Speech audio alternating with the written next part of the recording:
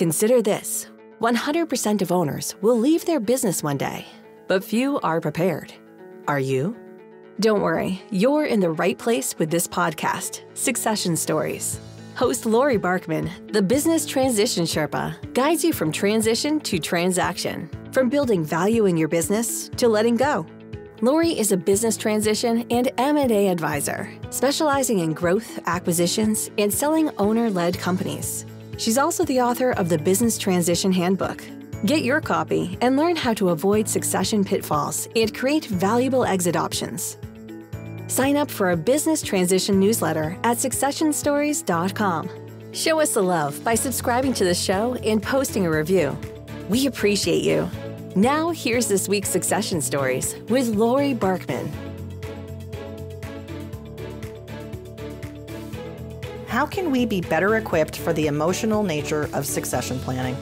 Regina.Beatty is an advisor with the financial planning group Heritage Financial Consultants. Her area of expertise includes succession and coordinated legacy planning for business owners and their families. She has helped many clients prepare and transition their businesses to the next owner, especially when the family dynamics get complex. How can you minimize the tax bite while creating incentives to retain your top talent? We talked about 13 ways to take money out of your business. We also discussed how emotional succession and exit planning can be, and ways to create a smooth and orderly transition of the business into your retirement. Enjoy this episode about ownership succession, why it's hard to walk away financially, and what to do about it with Regina.Beatty. Regina, welcome to Succession Stories. We are hearing so much about succession in the news lately. I know New York Times is doing pieces on it. There's companies that are having succession. Every day, it seems it's in the news. And of course, is the HBO Succession in its last season. It's a topic that's emotional. It's financial. You're a great person to have on the show to dive into this topic. So welcome. Thank you, Laurie. Great to be spending time with you today. Let's focus on the things that are top of mind for business owners. What do you hear most often? So what we hear most, the three top things that are on the minds of our business owner clients when we first meet them is first recruiting, but more importantly, to retain top talent, how to manage the IRS tax bite, and how to get money out of their business to help them secure a carefree retirement. Yeah, those are really common things, especially with the quiet quitting. It's a big topic and the work environment's changing so much. So there's no doubt that business owners are worried about the economy. They're worried about their people being happy. They want to retain, they want to grow, and they're worried about the dynamics of the financial system and what's happening with interest rates. It's weighing in a lot of people's mind. I think particularly around this idea of financial security going forward. It's a big time of uncertainty, don't you think? Absolutely. And with many of our business owner baby boomers reaching ages where they're starting to finally think about retirement, things have changed. The dynamic has shifted. Years ago, someone would say, I'm going out feet first. Now you hear people saying, I wonder what the next phase of my life is going to look like outside of my business. You work with a lot of business owners. Tell me a little bit about that. What is the dynamic of how you work with business owners and in your practice? Just give a little bit of background. Yeah, so, financial planning for a business owner encompasses a whole realm of considerations. One of them is most of our clients, the majority of their wealth is tied up in their business. So working with them to help them coordinate both their personal objectives alongside and coordinate with their business objectives is one of the things that we most often experience in a relationship with our clients. That's where exit and succession planning end up coming in, because in its purest sense, succession planning really is retirement and legacy planning. So we find that, when we work with what's on their minds, we end up working on how to coordinate both of them to make sure that we're putting them in a situation to tee them up for success even after they exit their business. The New York Times article that came out in March was a good article to talk about broad strokes. And I don't know if anyone's read it who's listening, or just in high level, people are thinking about the best way to exit and when should they exit. That was really the premise. And they gave some examples. And I'll put a link to the article in the show notes. And there's lots of articles out there. And there's no exact timing. There's no exact way to do it. There's no one way to do it. You see it all. In your examples of working with clients, what do you think are some of the best ways to exit in your experience? It's interesting, Laurie. It's different for everybody. And that's what makes exit and succession planning so exciting, is that every single situation is unique. And, some people have family members in the business, but also family members out of the business. You have key employees that have been there since college, or you recently hired someone that's a key member of the team that's really taking your company by storm and doing a great job. And in today's space, right, we find so often the desire to explore selling to an outsider, with private equity groups actively and aggressively pursuing businesses for growth. There are so many different ways. And we find that often we find some combination as the best solution for certain situations. So, a gift or a transition to family, an internal transition to key employees or key performers and a family member, a sale to an outsider, or a combination thereof. Our primary goal is how to help the owner experience a smooth and orderly transition, regardless of the method that works best for them. And what are your takeaways from these methods? Do you think that it's a 10-year process, a 20-year process, 5 years? What if people are running out of time? So, every situation is different, as you know, and I think that it's never too early to have a succession plan, because there are life events that happen, premature death or disability, that without a succession plan can create a fire sale, something that no owner wants to experience. But for someone looking at their business, trying to either drive profit so that they can sell and get a nice multiple and sell to an outsider, or an internal transition on how to have the book value work best and still provide an earnout or cash flow to the owner. As we work through that, I believe that a sweet spot for succession planning is somewhere between 5 to 7 years.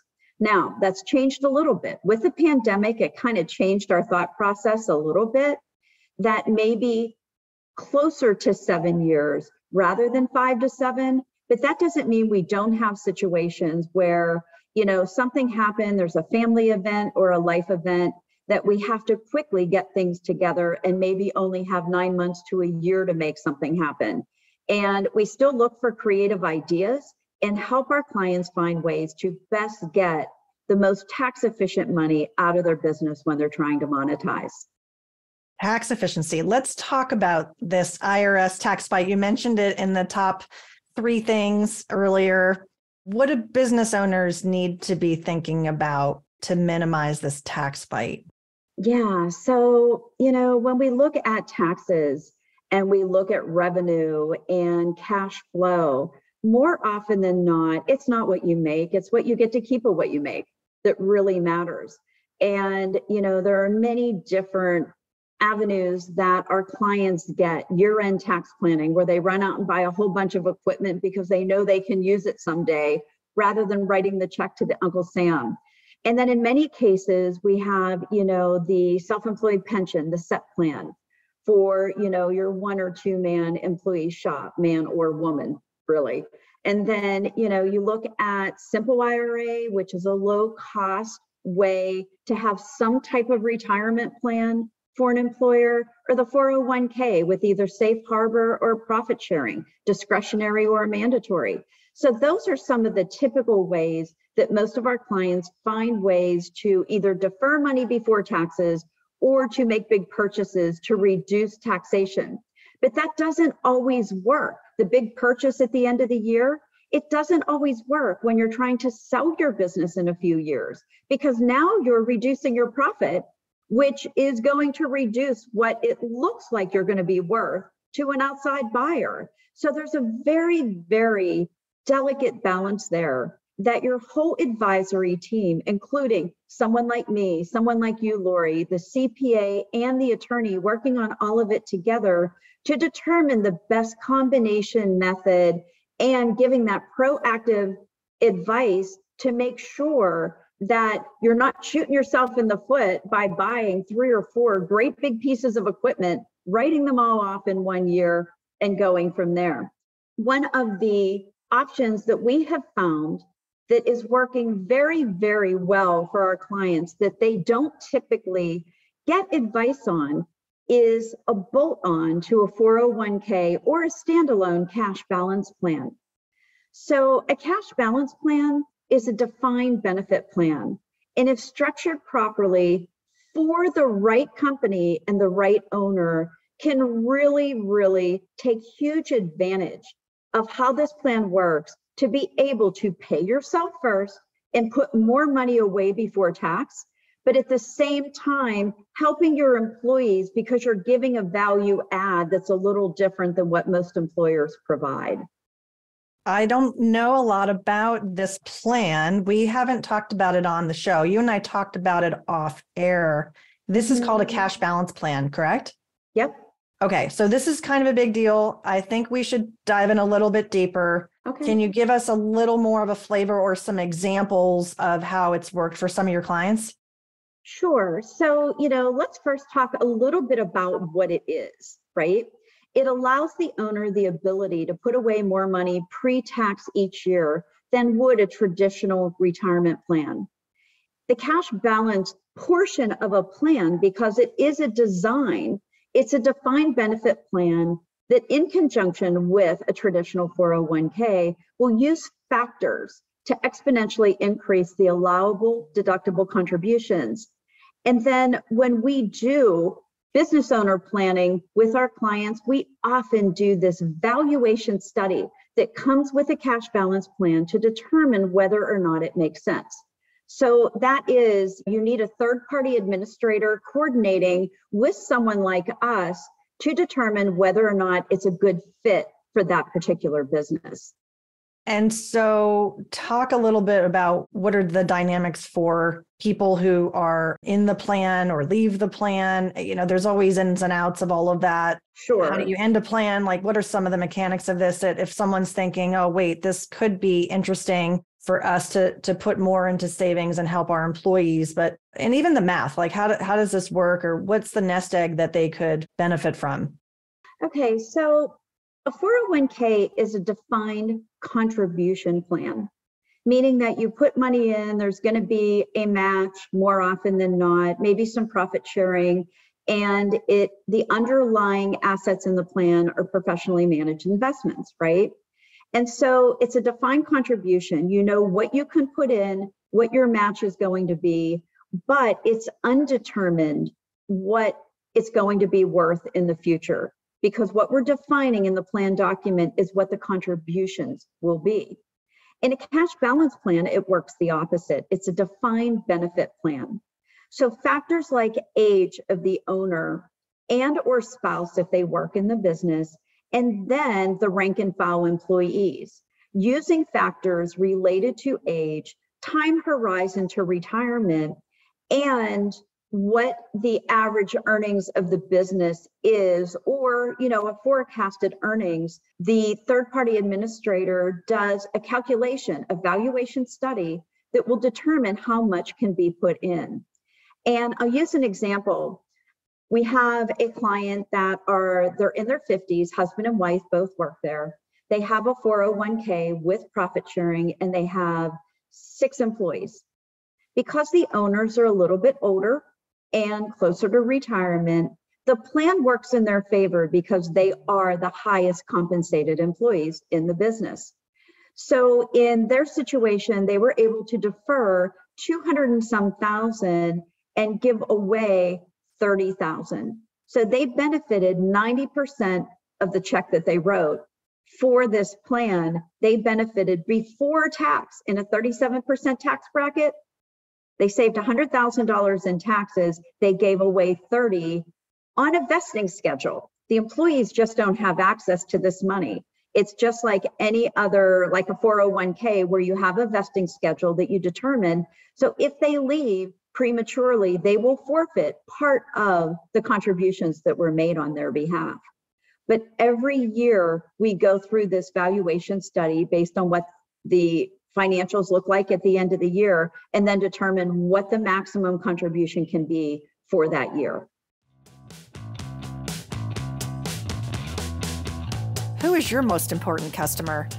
The person who buys your business.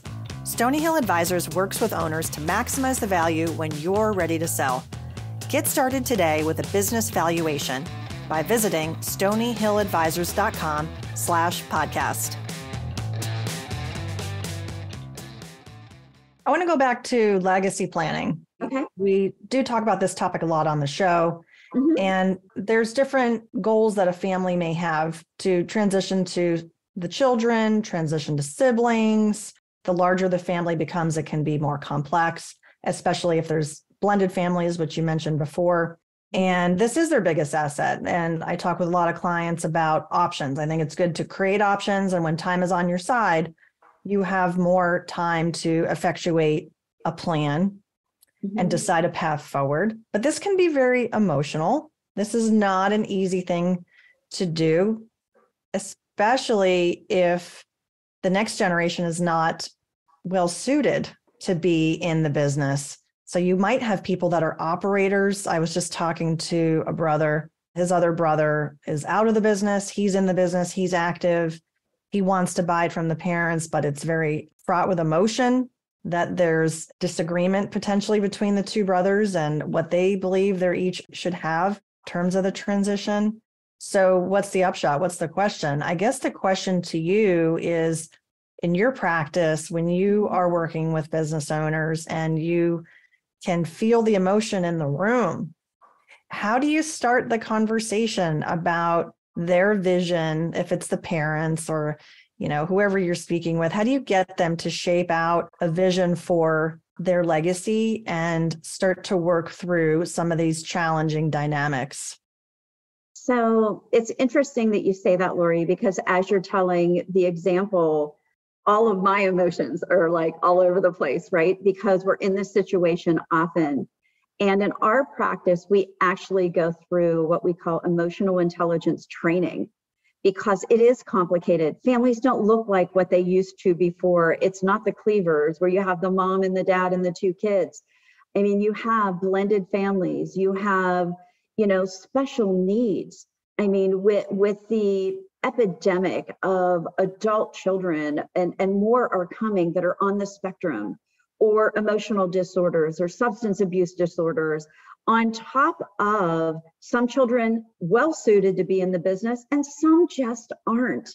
So, we go through a defined process where we empower our business owner families to share with us what keeps them up at night. And we find the best way for them to share that information. Sometimes it's the husband and wife both in the room. Sometimes they each want their own session, and that's fine. We need to help them figure out the safe space to talk about what keeps them up and their worries, because their business is their largest asset. And it's so important that we dig down deep and figure these things out, so we, as the advisors, come up with the creative design ideas so that they move forward with clarity and confidence, and without this unknown monkey in the room that they were afraid to talk about. Often, if they don't talk about it prior to, even with the greatest deal, it's going to fall through at the 11th hour. And that happens so often. So we try to make sure that we're proactive and we do ask those questions. And it's interesting because when we go through the 4 key areas of personal planning, which is retirement planning, estate planning, investment planning, or succession planning, the minute they say succession, retirement, or estate, it helps us dig into that just a little bit deeper. Tell me about your family, husband, wife, daughter, daughter-in-law, son-in-law? Are they in-laws or outlaws? That simple question can develop into a huge conversation that helps us be better informed so that we can eventually bring better ideas to the table. Yeah. In-laws or outlaws. Yeah. You have to kind of put that in quotes, like they're not literally in jail, but that's right. Relationships are strained. That's right. The other thing that comes to mind from the New York Times article was the use of insurance. And you didn't mention it in your earlier comments. I just wanted to bring it up because I know you do work as a registered insurance advisor. And what one of the families had encountered in that article was that the child who was working in the business was being gifted shares of the company, whereas another child was written into an insurance policy so that if and when the parents pass away, that some wealth will transfer to the other child, but in a different way. You and I have talked a little bit about the power of insurance. It's not something you can necessarily say is a fit for everything. I know that, but maybe you could share, and again, some examples of what you've seen or how insurance can help in these situations. Absolutely. Insurance is what we call the great equalizer. And, to have a child in the business and a child not in the business, you're right. Having insurance to benefit the child not in the business equalizes their inheritance. But let's take it a step further. Let's talk about a blended family, right? You have children in the business, the spouse owned the business prior to the marriage, and now you have the new spouse that's living this lifestyle, and the children may not want dad's second wife in the business. That happens all the time.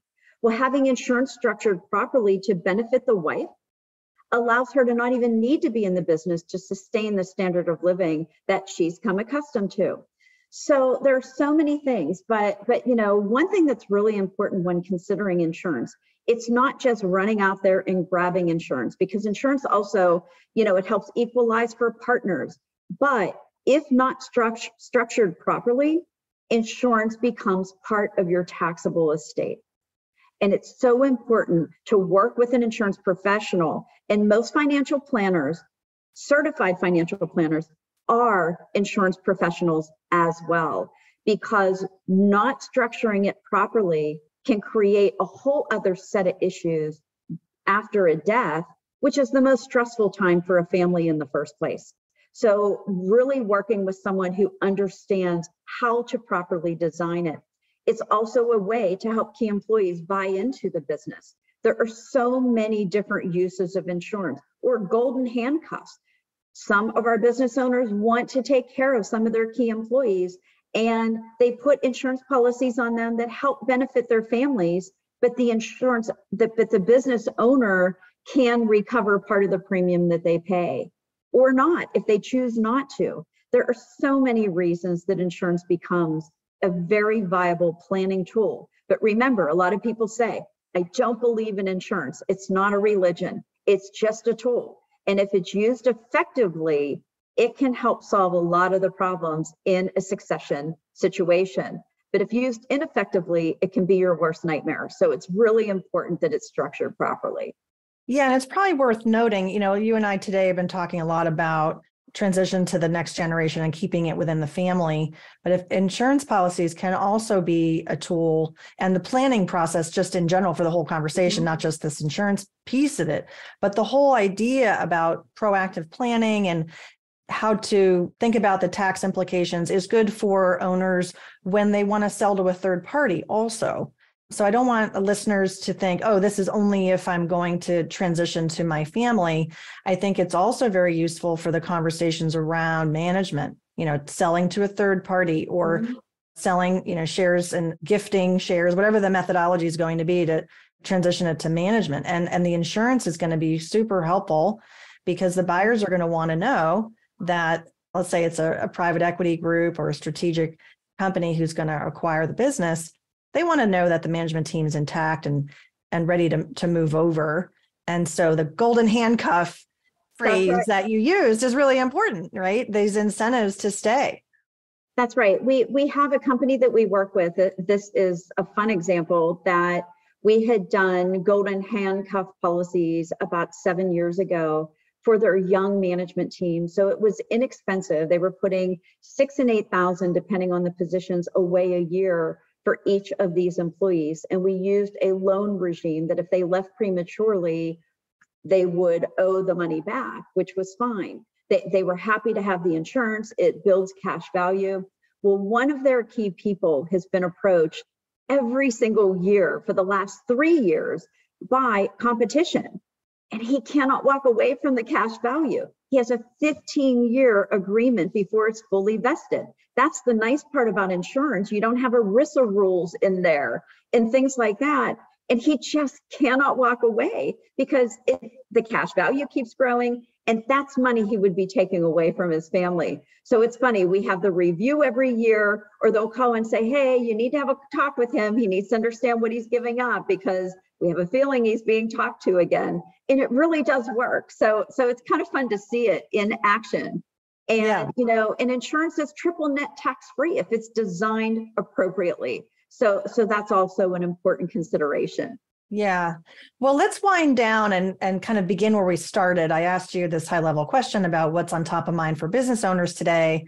Mm-hmm. And we've spent a lot of time talking about how to minimize tax implications but really this bigger picture of legacy. So if you were going to summarize for business owners who are listening and say, hey, here's 3 things that are very actionable, what would you say as advice? What should they start doing right now? Well, I think the first thing is engaging with a planner, understanding the coordination between personal and business planning. The two together are critically important to be done together. That's the most important thing. And, exploring the different ways how to most tax effectively get money out of your business onto your personal balance sheet. That's very, very important. And we find that top of mind all the time. There are 13 ways to get money out of your business. And then lastly is ensuring that your business succession plan coordinates with your personal retirement plan and your legacy plan to help you take care of yourselves, your family for now and also into the future. Awesome. Regina, I ask everybody if they have a favorite quote, something that inspires you as a leader, as an entrepreneur, someone who works with entrepreneurs, or is there anything top of mind for you?